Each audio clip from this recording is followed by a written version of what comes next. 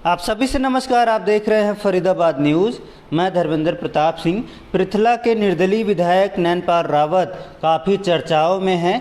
कल इन्होंने सरकार को हिला दिया, ऐसा झटका दिया कि सरकार हिल गई और मुख्यमंत्री साहब को खुद सामने आकर इनको मनाना पड़ा। तो भाई पावरफुल नेता है, क्योंकि सरकार बैसाखी पर है और यही लोग सरकार की बैसाखी बने हैं, क्योंकि भाजपा के पास हरियाणा में बहुमत तो था नहीं। इन बैसाखियों के सहारे उन्होंने 5 साल सरकार चलाई है। 2-3 महीने और बच रहे हैं, अभी 3 महीने और बैसाखी का सहारा है। लेकिन जो भी ये बैसाखी हैं, ये समय पर सरकार को झटका देती रहती हैं, सरकार को हिलाती रहती हैं। तो विधायक जी अपनी बैसाखी का भरपूर इस्तेमाल कर रहे हैं। लेकिन जब कल चर्चा शुरू हुई कि विधायक नैनपाल रावत बड़ा कदम उठा सकते हैं, सरकार से समर्थन वापस ले सकते हैं, उसके बाद तो भाई चर्चा में आ गए। और लेकिन पृथला विधानसभा क्षेत्र के निवासियों ने सोचा कि हो सकता है विधायक जी हमारे लिए कुछ बड़ा मांग ले। हो सकता है जो टूटी सड़कें हैं, जो हालत ख़राब है गांव की, डेवलपमेंट रुका पड़ा है, कहीं आने जाने का सही रास्ता नहीं है, हो सकता है उसके लिए सरकार से फंड मांग ले। तो पृथला के लोग खुश हो गए कि अब विधायक जी झटका देने वाले हैं, तो शायद कुछ अच्छा मांगेंगे, कुछ बड़ा मांगेंगे, शायद अब पृथला निवासियों का भला होगा। लेकिन शाम आते आते ये जो इन्होंने हवा बनाई थी, हवा फुस हो गई। शाम आते आते खबर आ गई कि पहले तो विधानसभा स्पीकर ज्ञानचंद गुप्ता जी इनके पास पहुँचे, इनको मनाने का प्रयास किया, नहीं मान रहे थे तो सीएम साहब ने इनको मना लिया। ऐसी शाम तक खबरें आई।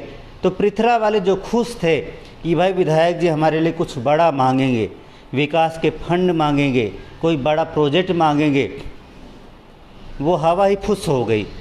उनका भी बेचारों का जोश ठंडा पड़ गया।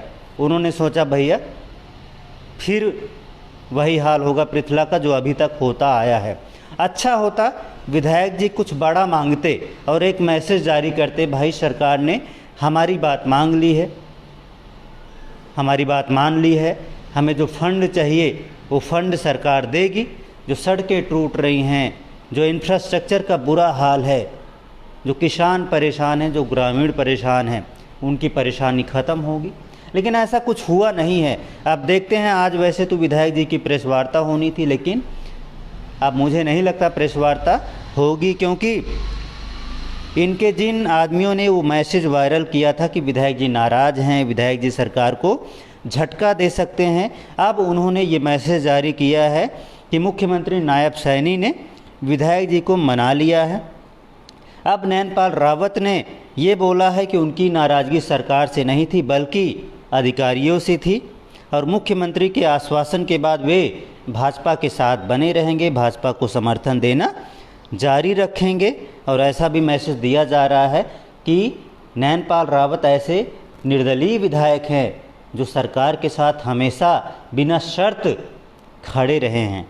हालांकि आप लोग देख रहे हैं, जो आदमी सरकार को बार बार झटका दे रहा है, जो सरकार को बार बार हिला रहा है, तो ये कैसे दावा कर सकता है कि बिना शर्त वो सरकार के साथ खड़े हैं, भाजपा के साथ खड़े हैं।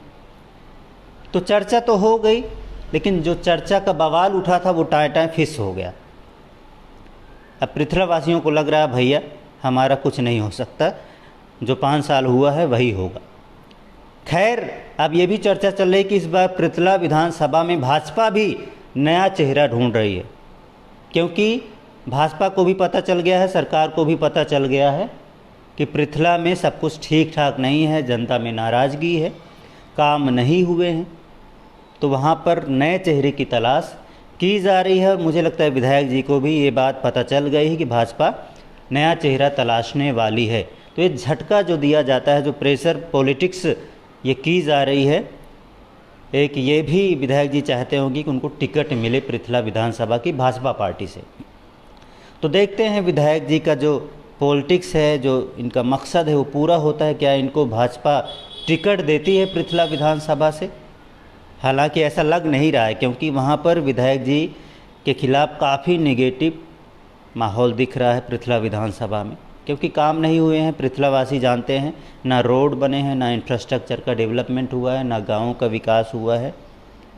अब ये विकास क्या 3 महीनों में हो पाएगा?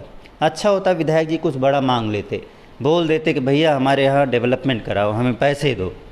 अगर ये सब मांग लेते तो जनता शायद थोड़ा बहुत खुश हो जाती कि विधायक जी ने कुछ मांगा तो सही।